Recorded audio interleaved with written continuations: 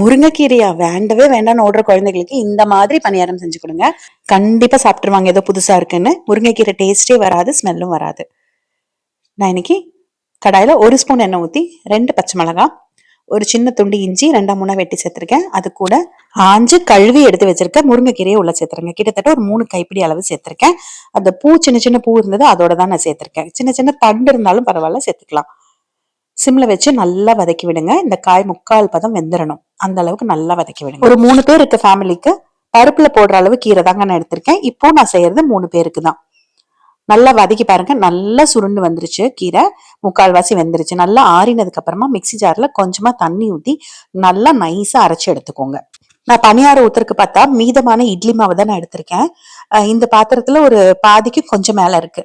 இப்ப இந்த அளவுக்கு இந்த கீரை சரியா இருக்குங்க. இப்ப நான் இதை எடுத்து வச்சிருக்க மாவோட நான் மிக்சியில இருக்கிற அரைச்ச விழுத உள்ள சேர்த்துக்கிறேன். ஏற்கனவே மாவு வந்து கரெக்டான கன்சிஸ்டன்சில தான் இருக்கு. அதனால கொஞ்சமா மட்டும் தண்ணி ஊத்தி அந்த மிக்சி ஜார் கலந்து உள்ள ஊத்திக்கலாம். ஏன்னா நிறைய தண்ணி இருந்ததுன்னா தோசைக்கு நல்லா இருக்கும், ஆனா பணியாரம் சுடுறதுக்கு நல்லா இருக்காது. அதனால இதை நீங்க தோசையா கூட சுட்டு எடுத்துக்கலாங்க. அவ்வளவுதான். மாவு கரெக்டான கலர்ல சூப்பரா கலர் பாருங்க எவ்வளவு அழகா இருக்கு. இப்ப இதுக்கு திருப்பி வெங்காயம் தாளிக்கிறதுக்கு அதே கடாயில 1 ஸ்பூன் எண்ணெய் ஊத்திட்டு கடுகு, உளுந்து பருப்பு, கடலை பருப்பு கொஞ்சம் தாராளமா சேர்த்துக்கோங்க. நம்ம பச்சை மிளகாய், இஞ்சி ஏற்கனவே கீரையோட சேர்த்து அரைச்சிருக்கோம். அதனால வெங்காயம் மட்டும் நான் சாப்பர்ல போட்டு எடுத்து வச்சிருக்கேன். நல்லா பெருசா 2 பெரிய வெங்காயம் பொடி பொடியா வெட்டிட்டு உள்ள சேர்த்துக்கலாம். இது கூட நீங்க கருவேப்பிலை, கொத்தமல்லி தலை எல்லாமே சேர்த்துக்கலாம். கொத்தமல்லி தலை சேர்க்கிற மாதிரி இருந்ததுன்னா அப்படியே பச்சையா கடைசியில மாவோட சேர்த்துக்கோங்க. நான் இன்னைக்கு கருவேப்பிலை மட்டும் சேர்க்கிறேன். நீங்க வேணும்னா இன்னும் கேரட் துருவி சேர்த்துக்கலாம், கேபேஜ் கூட குட்டி குட்டியா கட் பண்ணி சேர்த்துக்கலாம். எப்படி வேணாலும் நீங்க அதை மாடிஃபை பண்ணிக்கலாம். இது கொஞ்சம் ஆறுனதுக்கு அப்புறமா மாவுல கொட்டுங்க. எனக்கு டைம் ஆயிருச்சுன்றதுனால அப்படியே சூடாவே கொட்டிட்டேன். பிளஸ் வந்து நான் இப்பவே ஊத்த போறேன் பணியாரம். அதனால நீங்க கொஞ்சம் நேரம் கழிச்சு ஊத்துற மாதிரி இருந்ததுன்னா நல்லா ஆறினதுக்கு அப்புறமா மாவோட சேர்த்துக்கோங்க.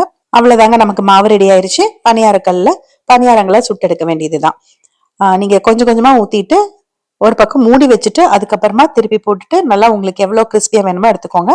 எண்ணெய் ஜாஸ்தின்னு நினைச்சீங்கன்னா நீங்க ரொம்ப கம்மியா கூட சேர்த்துக்கோங்க. அவ்வளவுதாங்க, பணியாரம் ரெடி ஆயிருச்சு. இதே மாதிரி நீங்க எந்த கீரையில வேணும்னாலும் பண்ணலாம். ஆனா மாவோட அளவுக்கு தகுந்த மாதிரி கீரை எடுத்துக்கோங்க. நிறைய கீரை எடுத்தாலும் நல்லா இருக்காது டேஸ்ட்.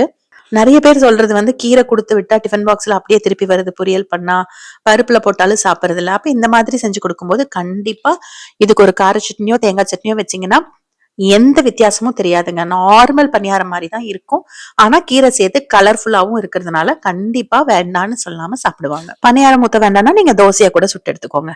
அவ்வளவுதான். நீங்க ட்ரை பண்ணிட்டு உங்களுக்கு பிடிச்சதா என்னன்றது எனக்கு கமெண்ட்ல சொல்லுங்க.